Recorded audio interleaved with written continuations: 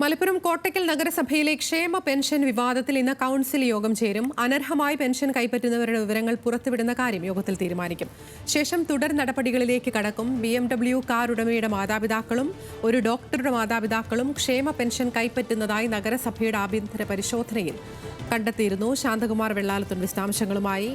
ശാന്തകുമാർ, ഇന്നത്തെ യോഗത്തിൽ എന്തൊക്കെയാണ് ചർച്ച ചെയ്യുക? തുടർ നടപടികൾ എങ്ങനെയായിരിക്കും?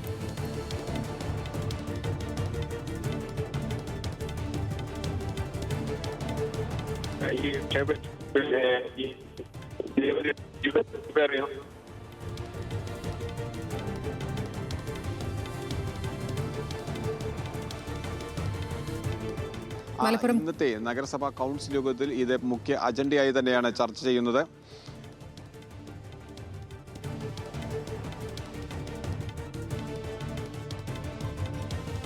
വിവാദങ്ങൾക്ക് ഇടയാവും. ഏറ്റവും പ്രധാനപ്പെട്ടത് മുസ്ലിം ലീഗ് ഭരിക്കുന്ന അല്ലെങ്കിൽ UDF ഭരിക്കുന്ന നഗരസഭയാണ് കോട്ടക്കൽ നഗരസഭ.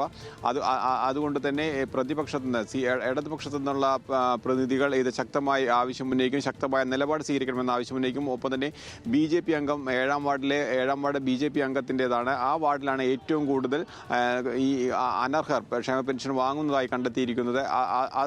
അതും വലിയ വാദപ്രതിവാദങ്ങൾക്ക് ഇടയാക്കും. തുടർച്ചയായി കോട്ടക്കൽ നഗരസഭയിൽ ഒരൊറ്റ വാർഡിൽ മാത്രം ഇത്രയധികം അനർഹർ കടന്നുകൂടിയത് എങ്ങനെ എന്നുള്ളത് വിശദമായി പരിശോധിക്കണമെന്ന നിലപാടിൽ തന്നെയാണ് ഇടതുപക്ഷവും. ഒപ്പം തന്നെ ഭരണസമിതി UDF നേതൃത്വവും ആ ഒരു നിലപാടിൽ തന്നെ തുടരുന്നത്. കൂടുതൽ വാർഡുകളിലേക്ക് ഇതിൻ്റെ പരിശോധന ഉൾപ്പെടുത്തണമെന്നാണ് BJP ആവശ്യപ്പെടുന്നത്. എങ്കിൽ മാത്രമേ നഗരസഭയിലെ അനർഹരുടെ പൂർണ്ണമായ പട്ടിക തയ്യാറാക്കാൻ കഴിയൂ എന്ന് BJPയും അവകാശപ്പെടുന്നുണ്ട്. ഏത് തന്നെയായാലും വലിയ രാഷ്ട്രീയ കോലാഹലങ്ങൾക്ക് വാദപ്രതിവാദങ്ങൾക്ക് ഇടയാക്കുന്ന ഒന്നായിരിക്കും കോട്ടക്കൽ നഗരസഭയിലെ ഇന്നത്തെ കൗൺസിൽ യോഗം. ആതിര, ഈ അനർഹരെ പൂർണ്ണമായി കണ്ടെത്തി കഴിഞ്ഞാൽ എത്തരത്തിലായിരിക്കും തുടർ നടപടികൾ? ശാന്തകുമാർ, സംസ്ഥാന സർക്കാർ നിശ്ചയിക്കുന്നത് ഈ നിലവിൽ തീരുമാനിച്ചിരിക്കുന്ന 18% പിഴ ഈടാക്കി ഇവ തിരിച്ചു പിടിക്കണം. പൂർണ്ണമായും ഈ അനർഹമായി വാങ്ങിയെടുത്ത ക്ഷേമ പെൻഷൻ തുക പൂർണ്ണമായും തിരിച്ചു പിടിക്കണമെന്നാണ് സർക്കാരിൻ്റെ നിലപാട്.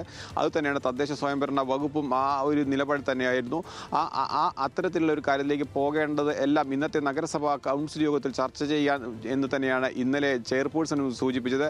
അതായത് ഈ അനർഹർ കൈപ്പറ്റിയ തുക പൂർണ്ണമായും നഗരസഭ തിരിച്ചു പിടിക്കുക, അത് സംസ്ഥാന സർക്കാരിൻ്റെ പെൻഷൻ വിഭാഗത്തിന് തിരിച്ചു നൽകണം എന്നുള്ള ഉറച്ച നിലപാടിൽ തന്നെയാണ് നഗരസഭയും ഇപ്പോഴുള്ളത്.